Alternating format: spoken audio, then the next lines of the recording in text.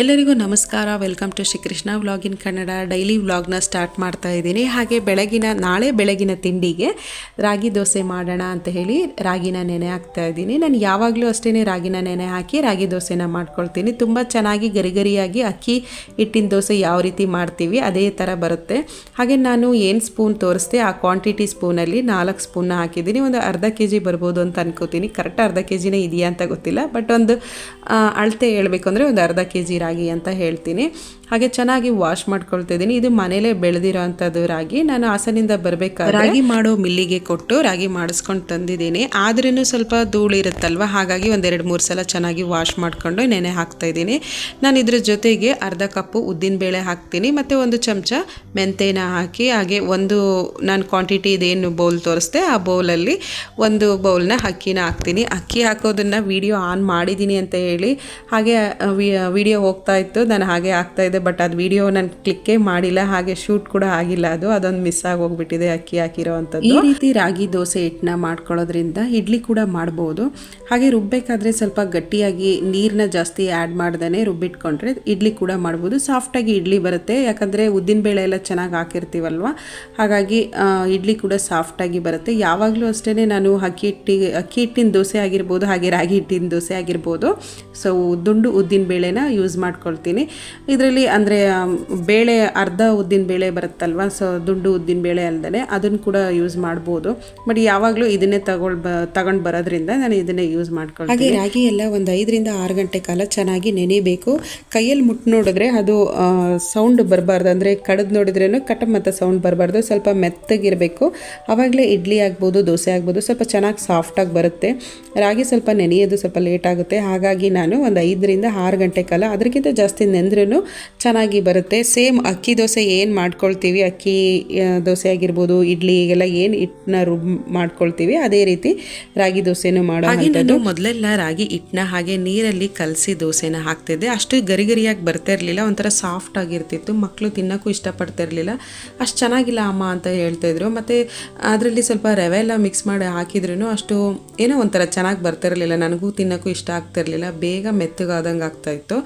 ಆಮೇಲೆ ನನಗನ್ನಿಸ್ತು ಅಕ್ಕಿ ನೆನೆ ಹಾಕಿರೋ ಥರನೇ ರಾಗಿನೂ ನೆನೆ ಹಾಕಿ ದೋಸೆ ಮಾಡಿದರೆ ಚೆನ್ನಾಗಿರುತ್ತಾ ಅಂತ ಹೇಳಿ ನಾನು 1-2 ಸಲ ಟ್ರೈ ಮಾಡಿದೆ. ಬಟ್ ಚೆನ್ನಾಗಿ ಬಂತು.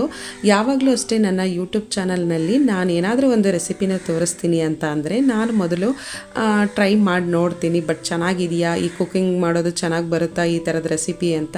ನನಗೆ ಕರೆಕ್ಟಾಗಿ ಅನಿಸಿದರೆ, ಅದು ಚೆನ್ನಾಗಿದೆ ಅಂತ ಅನಿಸಿದ್ರೆ ಮಾತ್ರ ಆ ರೆಸಿಪಿನ ನಾನು ಶೇರ್ ಮಾಡ್ಕೊಳ್ತೀನಿ. ದೋಸೆ ರೆಸಿಪಿ ಅಂತೂ ಅದರಲ್ಲೂ ರಾಗಿ ದೋಸೆ, ರಾಗಿ ಇಡ್ಲಿ ತುಂಬಾ ಚೆನ್ನಾಗಿ ಬಂತು, ತುಂಬ ಟೇಸ್ಟ್ ಆಗೋ ಇತ್ತು.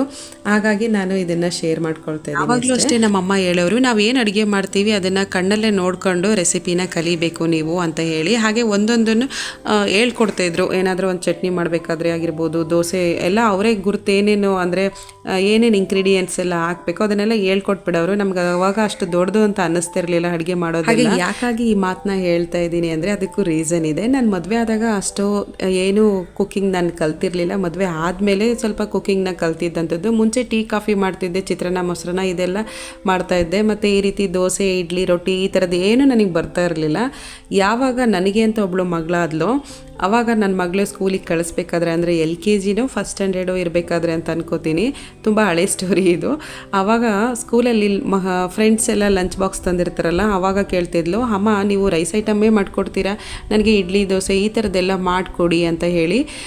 ಅಂದರೆ ನಾನು ಮಾಡ್ತಾಯಿದ್ದೆ, ಬಟ್ ಇನ್ಸ್ಟೆಂಟಾಗಿ ಹೊರಗಡೆ ಹಿಟ್ಟೇನು ಸಿಗ್ತಾಯಿತ್ತು ಅದನ್ನು ತೊಗೊಂಡು ಬಂದು ಮಾಡ್ತಾಯಿದ್ದೆ. ಅಷ್ಟು ಚೆನ್ನಾಗಿ ಟೇಸ್ಟಾಗಿರ್ತಾ ಇರಲಿಲ್ಲ ಹೊರಗಡೆಯಿಂದ ತಂದು ಮಾಡ್ತಿದ್ದಿದ್ದು. ಮನೇಲೇ ನಾನೇ ಹಿಟ್ಟನ್ನ ರೆಡಿ ಮಾಡ್ಕೊಳ್ಳೋದನ್ನ ಕಲ್ತಿದ್ದಂಥದ್ದು. ನನ್ನ ಮಗಳು ನನಗೆ ಇಡ್ಲಿ ಬೇಕು ಅಂತ ಹೇಳಿದ ಮೇಲೆ ಪಕ್ಕದ ಮನೆ ಆಂಟಿಯ ಹತ್ರ ಹೇಳಿಸ್ಕೊಂಡು ರೆಸಿಪಿನ ಕಲಿತೆ. ಸುಮಾರು ಒಂದು 5-6 ವರ್ಷದ ಮಾತು ಇದು. ತುಂಬ ಚೆನ್ನಾಗಿ ಒಳ್ಳೆ ರೆಸಿಪಿನ ಹೇಳ್ಕೊಟ್ರು. ಅವಾಗಿನ ರೆಸಿಪಿ ಇವತ್ತುವರೆಗೂ ಚೆನ್ನಾಗಿ ಬರ್ತಾಯಿದೆ ಇಡ್ಲಿ ಮಾಡೋ ಅಂಥ ವಿಷಯದಲ್ಲಿ. ಅಂದರೆ ಪಾಂಡಿಚೇರಿಯಲ್ಲಿ ಬೆಳಗ್ಗೆ ಮತ್ತು ನೈಟು ಇಡ್ಲಿ ದೋಸೆ ಜಾಸ್ತಿ ಮಾಡ್ತಾರೆ, ಹಾಗಾಗಿ ಒಳ್ಳೆ ರೆಸಿಪಿ ಹೇಳ್ಕೊಟ್ರು ಅಂತ ಹೇಳ್ತೀನಿ. ಆ ವಿಷಯ ಯಾವಾಗಲೂ ನನಗೆ ಇಡ್ಲಿ ಮಾಡಬೇಕಾದ್ರೆ ಒಂಥರ ನೆನಪು ಬರುತ್ತೆ ನನಗೆ. ಬೆಳಗ್ಗೆ ಎದ್ದ ತಕ್ಷಣವೇ ನಾನು ದೇವ್ರ ಫೋಟೋ ನೋಡಿ ಮನೇಲಿರೋ ವಿಂಡೋ ಎಲ್ಲ ಒಂದು ಕಡೆಯಿಂದ ಓಪನ್ ಮಾಡ್ಕೊಂಡು ಬರ್ತೀನಿ. ಸೂರ್ಯನ ಬೆಳಕು ಮನೆಗೆ ಬೀಳಬೇಕು, ತುಂಬಾ ಒಳ್ಳೆಯದು.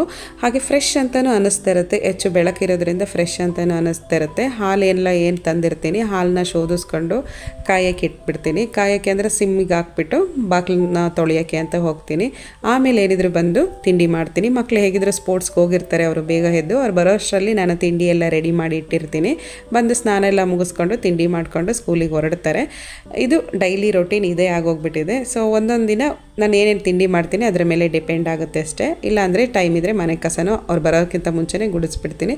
ನಿಮಗೆ ಈ ವ್ಲಾಗ್ ಮತ್ತು ರೆಸಿಪಿ ಇಷ್ಟ ಇದ್ದರೆ ಹಾಗೆ ಚಾನಲ್ನ ಸಬ್ಸ್ಕ್ರೈಬ್ ಮಾಡ್ಕೊಳ್ಳಿ. ಸಿಗೋಣ ಮುಂದಿನ ವ್ಲಾಗಲ್ಲಿ. Thank you for